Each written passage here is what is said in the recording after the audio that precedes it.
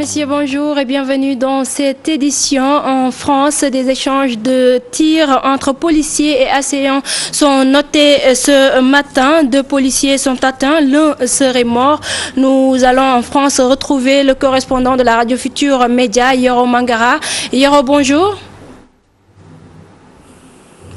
Yoro Mangara, bonjour. Bonjour Fatima, je vous entends bien. Alors, Yoro, est-ce que cette attaque a un lien avec l'attentat de Charlie Hebdo?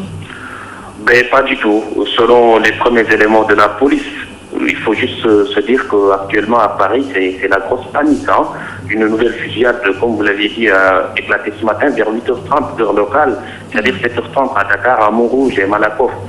Ces 2 stations de métro dans le 92 à côté. 2 policiers municipaux ont été atteints. Leur vie serait même en danger. Selon les dernières informations, un suspect serait arrêté par la police. Une information qui n'a pas encore été confirmée par les services de sécurité. Il faut noter que le ministre de l'Intérieur, Bernard Cazeneuve, s'est rendu sur les lieux. Il a quitté précipitamment la réunion de crise de l'Élysée. D'après les premiers éléments de cette enquête, comme je le disais tout à l'heure, la fusillade de ce matin n'a rien à voir avec ce qui s'est passé hier à Charlie Hebdo, où 12 personnes ont été tuées. Charlie Hebdo, justement, où les identités des présumés assaillants sont connus. Il s'agit des frères Saïd et Chérif Kouachi, âgés de 34 et de 32 ans. Le 3e suspect, il est âgé de 18 ans. Il s'est rendu à la police hier vers 23h, c'est-à-dire 22h de Dakar. Il est en garde de vue pour l'instant. 6 autres personnes ont également été interpellées par les forces de l'ordre. Un avis de recherche a été lancé pour retrouver les 2 autres, les frères Saïd, âgés de 34 et de 32 ans. Sur le terrain, c'est-à-dire dans Paris, le plan Vichy-Pirate attentat, ça s'appelle comme ça, il a été lancé hier. La sécurité a été renforcée dans les gares, les transports en commun, les services et même les grandes surfaces, surtout en cette période de solde à Paris et dans toute la France. Des patrouilles systématiques sont effectuées dans toute la région Île-de-France, c'est-à-dire Paris et sa banlieue. Et à noter qu'à midi, des moments de recueillement sont prévus dans tous les services publics. Hollande a décrété hier 3 jours de deuil national. C'est la panique, la peur qui se lit sur tous les visages des Français, sur les 14 millions d'habitants de l'Île-de-France, parce qu'ils ont peur de ces représailles.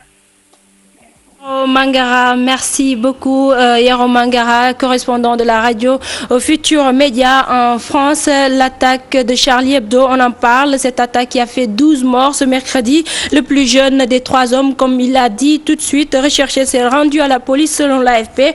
Un appel à témoins a été lancé pour les 2 autres suspects, Chérif et Saïd Kouachi, des frères. Le président Macky Sall a condamné cet attentat et témoigne toute sa solidarité à la France. Parlons de tout à fait autre chose, l'affaire Sidia Bayo, l'opposant gambien. Il est toujours à Dakar. Ses avocats attendent la décision de la Cour suprême concernant son expulsion. L'arrestation du Sénégalais Doudou Touré en Gambie ne laisse pas indifférents ses concitoyens. Ces derniers interpellent les autorités étatiques. Ils estiment qu'il est temps de faire revenir Yaya Jammeh à la raison. C'est un reportage signé Maïmouna Ndiaye, Younous Diatta. L'arrestation du Sénégalais Doudou Touré, on en parle dans les coins et recoins. On se pose toutes sortes de questions. Vraiment, je ne comprends pas l'attitude de Yaya Jammeh. C'est un vrai dictateur. On est en Afrique, tout est possible, mais je condamne l'acte. Moi, ce que je veux, c'est vraiment maintenant, comme la démocratie avance, on est dans une génération, mais maintenant, les coups d'État doivent cesser. Le chauffeur de taxi serait soupçonné à travers ses appels téléphoniques, une arrestation condamnée par ses citoyens. Donc, gouvernement L'arrestation du chauffeur de taxi en Gambie est très bizarre. C'est à l'État sénégalais de faire la lumière sur cette affaire. Parce que tout le monde sait que la Gambie et le Sénégal ont d'excellents rapports. Soupçonner quelqu'un sur la base d'appels téléphoniques, c'est très simple. Il faut d'autres preuves à mon avis. Les chauffeurs de taxi très remontés lancent un appel aux Sénégalais vivant en Gambie. Nous, chauffeurs de taxi, nous dénonçons vraiment l'arrestation de Doudou Touré. En Gambie, il n'y a pas de démocratie. Chez nous, il n'y a pas d'agresseurs ou de voyous. Nous exerçons tranquillement notre métier. Après les droits de l'homiste, les Sénégalais montent au créneau. Pour eux, il est temps que les autorités s'adressent à la communauté internationale. Maïmouna Ndiaye, merci. Procès de Karim Wade, l'attraction du jour. L'ancien ministre des Finances Abdoulaye Diop et la notaire Tamaro Seydi appelés à la barre. Nous allons au palais de justice retrouver Adia Talla. Adia, bonjour. Bonjour Fatima Ba. Alors Adia, est-ce que les témoins sont sur place? Oui, effectivement, l'audience vient juste de débuter de 9h. C'est Abdoulaye Diop, ancien ministre de l'économie et des finances, qui est à la barre. Il répond aux questions du président Henri Grégoire Diop en premier. Le témoin déclare avoir connu Ibrahima Abou Khalil Bourgi d'Ibibo étant jeune, qui lui a été présenté par sa maman, par la maman de ce dernier avec qui il avait l'habitude de travailler en tant qu'inspecteur du Trésor. Les membres de la famille Bourgi en tant que propriétaire de la société Transit.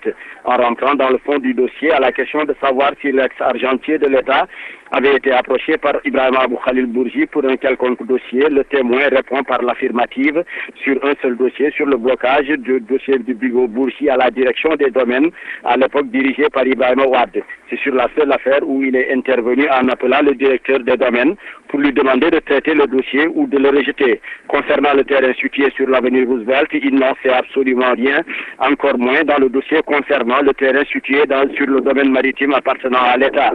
Abdoulaye Diop est encore intervenu pour diligenter un blocage sur deux terrains de 40 mètres carrés et un autre de 100 mètres carrés qui sont inconstructibles et contigus au terrain de près de 7000 mètres carrés appartenant à la société Dalia S.A. qui appartient à Bibo Bourgi. Après l'interrogatoire, présentement l'interrogatoire se poursuit après l'audition d'Abdoulaye Diop, l'ancien ministre des Finances. Ce sera au tour de la notaire Tamaro Seydi et de Omar Samb de faire face à la Cour spéciale pour l'audience de ce jeudi. Nous reviendrons sur tout ça dans notre prochaine édition, Fatima Ba.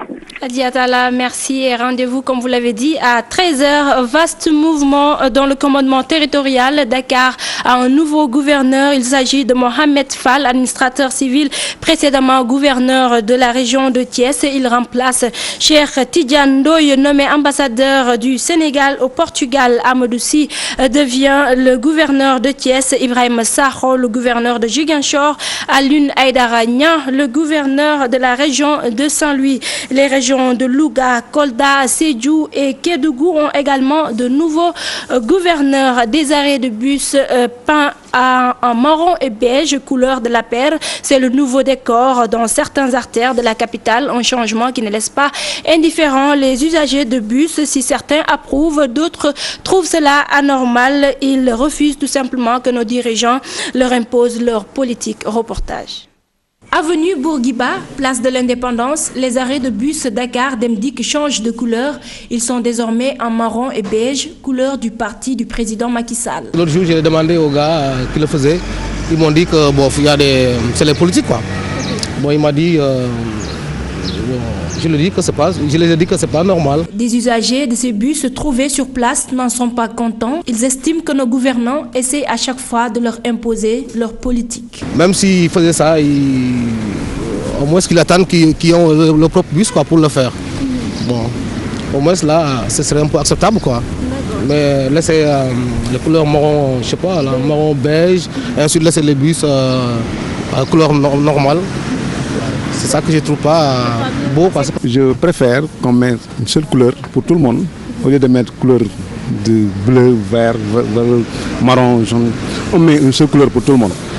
Et je crois que c'est mieux parce que comme on le fait pour nous, c'est de le faire pour tout le monde, une couleur pour tout le monde. C'est pour les Sénégalais, raison de plus. Ndeye est une militante de l'APR. Ce changement ne la dérange pas du tout. J'aime bien ces couleurs, vraiment rien à dire. Je fais partie de l'APR et j'encourage les autorités. Le président Sall est un travailleur, il faut juste lui laisser du temps. Ce travail de la direction de Dakar Dem Dikk va se poursuivre. Nos tentatives de joindre l'un des responsables de la maison sont restées vaines. À Yoff, les pêcheurs exercent difficilement leur métier. Les conditions sont telles qu'ils n'arrivent pas à respecter le repos biologique. C'est un reportage signé Pape Cheikh Ndiaye Diouf à la caméra Younous Diatta. L'immense bleu de l'océan capte de temps à autre l'éclat du soleil radieux. Le vieux Youssoufa et son équipage s'apprêtent à partir en mer. À Yoff Tongor, on ne soulève pas la question du repos biologique. Ces pêcheurs n'ont qu'un seul objectif, joindre les deux bouts. De quoi allons-nous vivre si nous ne partons pas en mer? Nous n'avons que la pêche pour subvenir à nos besoins. Si tout se passe bien, nous irons toujours en mer. En attendant l'arrivée de son fils parti en mer, ce propriétaire de 2 pirogues déroule le film des difficultés auxquelles les pêcheurs sont confrontés. Nous souffrons vraiment avec cette activité. Les moteurs coûtent cher, le bois aussi. Nous saluons la baisse du prix du litre d'essence, mais il reste des choses à améliorer. Depuis 2010, le vieux Baïtir ne se rend plus en mer. Il se rappelle 1952, ses premiers contacts avec la mer. À l'époque, on capturait toutes sortes de poissons. Les pirogues étaient remplies de ressources halieutiques, mais aujourd'hui, il nous est impossible de remplir 3 caisses. Le poisson se fait rare. La protection des ressources halieutiques, une nécessité pour ne pas compromettre l'avenir des générations futures. Pape Cheikh Ndiaye Diouf, merci. Sport en football, les Lions sont arrivés à El Jadida hier après-midi. Ils se sont même entraînés. Bouna Koundoul et compagnie se disent confiants et comptent faire une très bonne préparation. Nous y reviendrons dans nos prochaines éditions avec notre envoyé spécial Boubacar Kambeljen. Mesdames, Messieurs, c'est la fin de cette édition. Merci de l'avoir suivi. À 13h.